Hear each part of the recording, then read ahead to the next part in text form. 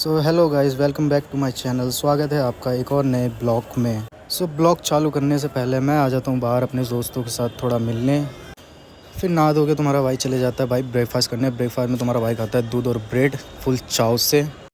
Breakfast करने के बाद तुम्हारा भाई निकल जाता है बाहर, जहाँ मेरा दोस्त मेरा वेट कर रहा था काफ़ी देर से। और फिर मैं उसके पास जाता हूँ और ये रहा मेरा दोस्त।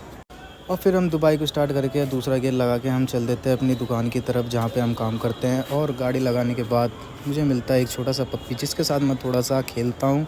लेकिन उस पप्पी को मुझ में थोड़ा सा भी इंटरेस्ट नहीं है, ना वो मुझे भाव देता है। और ये सब छोड़ के मैं चल देता हूँ अपनी दुकान की तरफ। और ये देखिए, ये है करोल बाग की सबसे बड़ी मार्केट टैंक रोड, जहाँ पे एक से एक ट्रेडिंग कपड़े आपको यहाँ से मिल जाएंगे।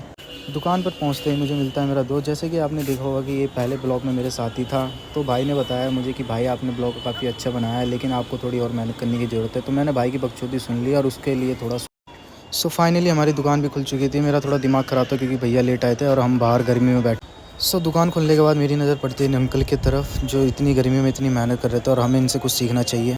फिर तुम्हारा भाई आ जाता है दुकान के अंदर गर्मी से राहत पाने के लिए, क्योंकि भाई हमारी दुकान के अंदर लगा हुआ है एसी, लेकिन गर्मी को ये हजम नहीं हो कि हम आराम से क्यों बैठे, इसलिए उसने लाइट ही काट दी भाई। उसके बाद मेरा जो हाल हुआ है मैं क्या बताऊँ तुम लोगों को।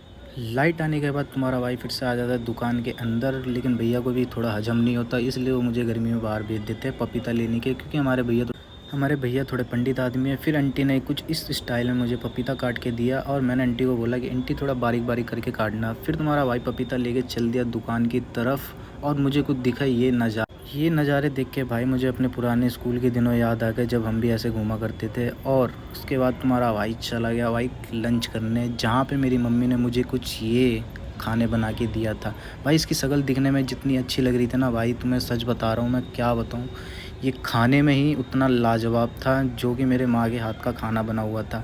भाई खाना खाने के बाद मुझे थोड़ा आलस आ रहा था, क्योंकि मार्केट में आज बिल्कुल काम नहीं था। तो तुम्हारे भाई सोच रहा था थोड़ी झपकी लगाओ, लेकिन मुझे याद है भाई तुम्हारा भाई तो जॉब पर है।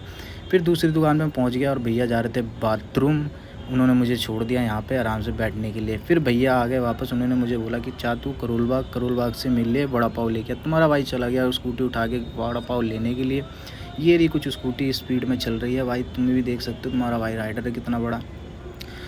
स्कूटी चलाने के बाद तुम्हारा भाई पहुंच जाता है आराम से दुकान के पास। ये रहा भाई हमारे दो वड़ा पाव स्टार्ट, मतलब रेडी हो रहे थे। मुझे पता नहीं है ये वड़ा पाव है कि क्या है, मैंने कभी खाया नहीं है। उसके बाद तुम्हारा भाई दिखाता है तुमको ये मौसम, देख सकते हो भाई तुम क्या मौसम हो रहा है, अलग ही मौसम हो रहा है भाई। तो भाई मौसम कुछ ज़्यादा ही बिगड़ रहा था, मुझे लग भी रही थी कि बारिश आने वाली है। तो तुम्हारा भाई फिर मुझे मिलता है मेरा एक और दोस्त, जो मेरे भरोसे आया रहता है कि मैं उसे घर लेके जाऊँगा, लेकिन